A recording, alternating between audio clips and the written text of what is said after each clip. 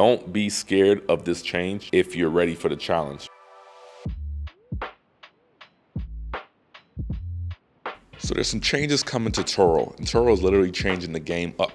Two major changes are rolling out. One has actually already begun, and the other one is set to roll out next month. Now, these changes can make or break your business. Now, I'm seeing a lot of negative sentiment towards these changes, one in particular, which I'm going to jump into. But if you're already in the community, already have a Turo business, then I hope you know what I'm talking about. But if you're new to this or you're doing research to get into the business, then you're definitely not going to want to miss this video. And make sure you stay to the end because I'll be giving my perspective on these changes. And I'll also be sharing some different ways that I'm going to be changing some things in my business just to kind of adapt to the new Turo we're about to jump into. So let's talk about the first major change, which is the co-hosting feature.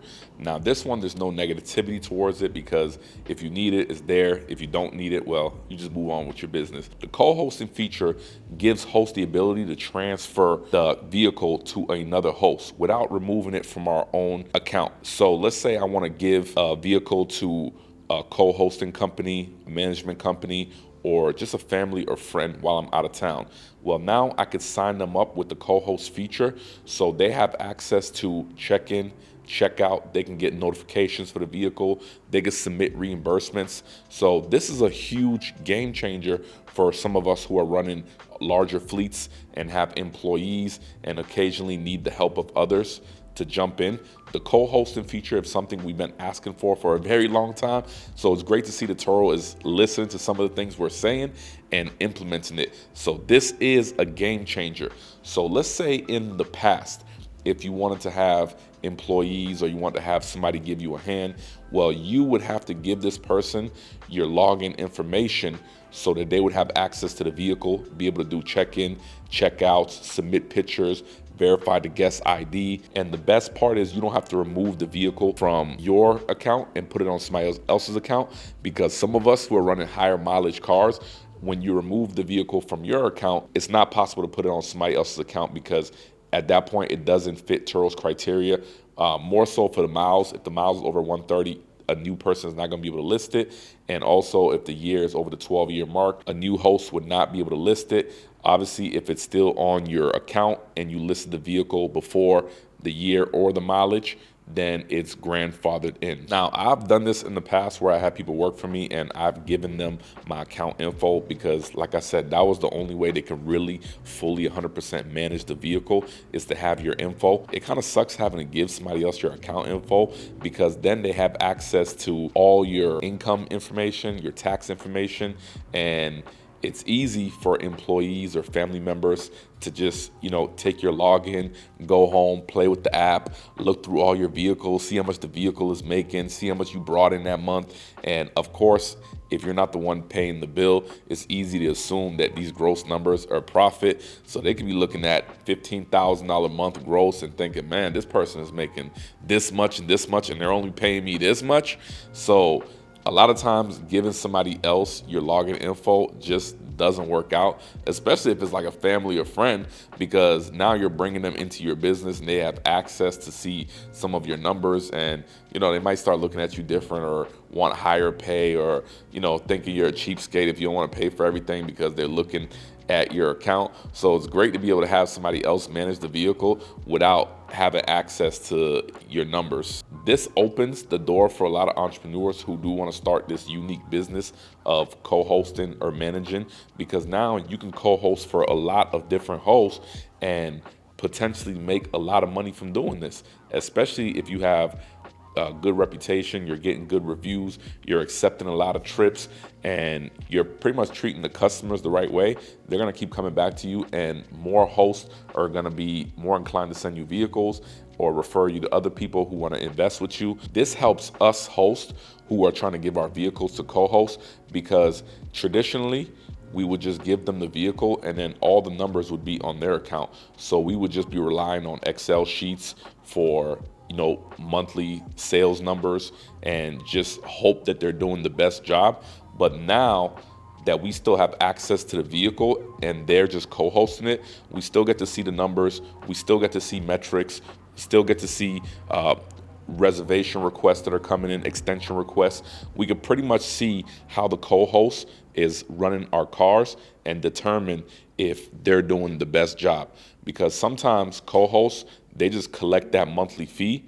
That's why it's always great to do a revenue split, because if they're just collecting a monthly fee, then no matter what, they're getting paid. And it's hard to really tell if they're doing their job to the fullest extent, or if they're just sitting on your car, not accepting trips, just milking you for that co-hosting fee. But now with the co-hosting feature, you can see all these metrics, keep the car on your account, and have somebody else manage the vehicle with full access. So I love this feature. Nobody has anything negative to say. So it's a great feature. They should have added it on a lot sooner, but I'm still glad they added it on. Better late than never. So I'm excited for all the opportunities and possibilities this feature is going to unlock. Actually, just next month, I'm sending a few cars to my friend, which is, how many miles is he? Maybe like 800 miles away from here. I'm going to send him a few vehicles because his market does really great for the summertime. So it's actually worth it for me to send him those vehicles for him to manage, and he could just send them back after his busy season, and I can go back to hosting it full time. We do a revenue split, we both make money, so it's a great deal for both of us. And this is all thanks to the new co-hosting feature, because some of these vehicles, like I mentioned earlier, are over the mileage. So if we had to remove it from my account to put it on his, that would not be possible. So this co-hosting feature is already opening up doors for us to make money, and I'm excited to see how far we take that in the future. And a quick disclaimer, just because Turo now makes it easy for you to give your vehicles to somebody else doesn't necessarily mean you should just give it to anybody. If you're going to select a co-host to manage your vehicles for you, make sure this person has a track record of successfully hosting vehicles for themselves or other people, and not just throwing anybody cars that claim they can make money out of it, because people will say anything to take control of your asset. So you want to do your due diligence, and also make sure you have a decent, proper contract in place, and just so both parties know what to expect and who's liable for what. This next major change could be the deal breaker for a lot of hosts, and this is the instant booking feature. So starting next month in March, Turo is making it mandatory to have instant booking on all the vehicles. Now, if you're not familiar with what instant booking is pretty much if somebody books your vehicle, if you have the instant booking feature set off right now, the guest sends you a request, the date, the time they're trying to request the vehicle, you get to see the price, everything, and pretty much decide if you want to accept the trip or decline it. Now, there's always repercussions to declining trips, but now we have the option of not accepting trips. March 24th, that option goes away.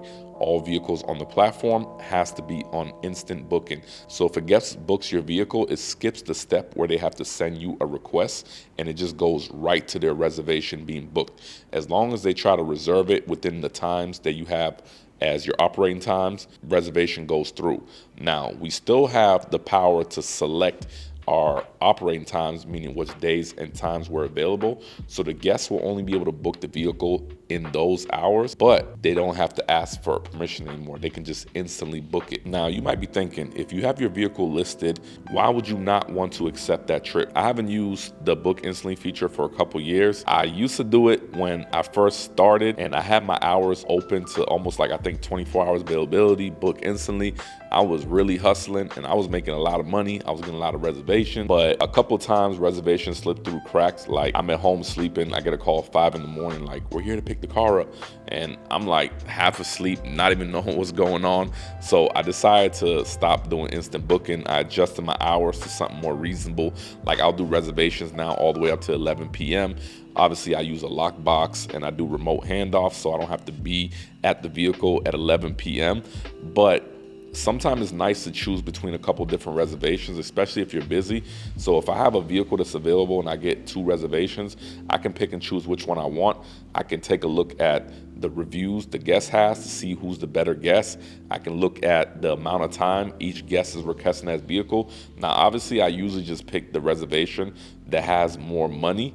And then there's some times too where I have a vehicle that needs some maintenance and I forgot to put it on snooze, and somebody sends me a reservation request to book the vehicle and I have to cancel it or put them into another vehicle. But now with the book instantly feature, you're gonna have to watch your business a lot tighter. If the vehicle is back with you but it's not available and you have it listed as available and somebody books it, well, yes, you'll still have to cancel. It's not advisable to put somebody in a vehicle that's not well maintained or it's not safe. But if you decline 1 trip out of 10, they'll let it slide.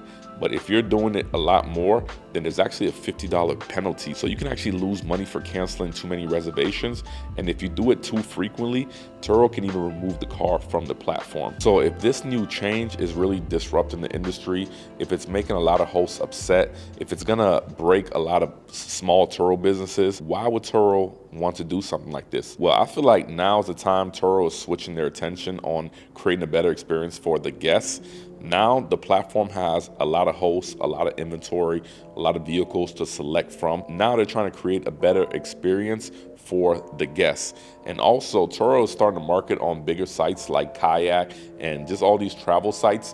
And if you think about it, if you're booking a vehicle from Enterprise or Hertz, you don't have to send them a request for that reservation. But in order for Turo to be able to compete on these travel sites, they're gonna have to do away with the reservation requests. Now, some hosts who are running their Turo business as an actual rental company, they're gonna accept most trips. They're gonna do it in a timely manner, and they're gonna look to provide the guests a great experience. But there's a lot of part-timers on this app, in this platform, who aren't responding to requests. They're letting it expire. They're taking hours and hours to respond. And those things are not creating a great experience for the guests, especially if somebody has travel plans and they're trying to book a vehicle and you're taking 5, 6, 7, 8 hours to respond, or sometimes not responding at all. It just gives the platform a bad rep. But I feel like they're trying to focus on people who have bigger fleets and who are taking this business a little more seriously. Those people understand providing a great experience for the guests, and in doing so pushes the platform forward. So they're trying to prioritize those hosts who have these larger fleets, who are running a more professional setup. And this new instant booking mandatory feature does not affect larger hosts because they're already equipped for it. They're ready, and a lot of larger hosts are already doing instant booking because I'll be honest, it brings more reservation when somebody can book instantly or doesn't have to send a request. So what are these smaller fleets, 1 or 2 vehicles, part-time workers, how are they gonna handle that? Like I said, you can still select the hours that works for you the best. It's possible to still run a Turo business while you maintain your regular job. I feel like there's a reason that they rolled out the co-host feature first before rolling out the mandatory instant booking, because now you can have other people help you out using the co-host feature. It doesn't have to be just you by yourself. So if you still want to elevate, scale your business up, it's still possible, but overall Turo is just trying to create a better experience for the guests. If it wasn't for this mandatory instant booking, I probably will still keep mine off because my cars are getting booked. My utilization is pretty good, so I don't have too much to complain about because I do create that great experience for the guests. And now I'm getting a lot of return customers. I'm getting a lot of long-term renters. So I could tell that people are appreciating the work I'm putting into my business. So if it wasn't for this new mandatory feature, I still probably wouldn't turn it on.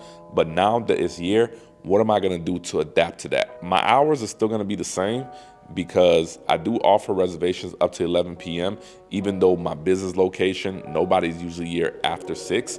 But what we're gonna have to do is just make sure all the cars that are on the lot, we have pictures of those vehicles in our phones. So if somebody books a vehicle and goes through right away, then at least we can have them upload their pictures and we can give them the key to the lockbox. So if you don't already have lockboxes that you're using, then now it's not even an option anymore. You pretty much need lockboxes.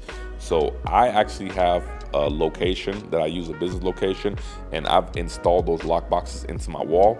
If you have a similar setup or somewhere where you can just install the lockbox in there, that's great. If not, you're still gonna have to put it on the window or put it inside the vehicle. If you do put it inside the vehicle, make sure you have one of those Faraday pouches. Put the pouch, it blocks the signal of the remotes. Just because somebody gets into the vehicle, if they still can't get into the lockbox, they still would not be able to start the vehicle. It blocks the signal. So make sure you're investing in some of these things. I'll put some links down in the description. Don't be scared of this change if you're ready for the challenge, because I do see more money at the end of the bumpy road. So I hope you guys seriously got some value out of this video. I'm interested in hearing how you guys feel about this new change or these changes coming to the platform. I'm interested in hearing some of your strategies. Anything else, I'm here for you guys. Looking forward to a great 2024. I hope you guys are having a good one so far. Catch you guys in the next video.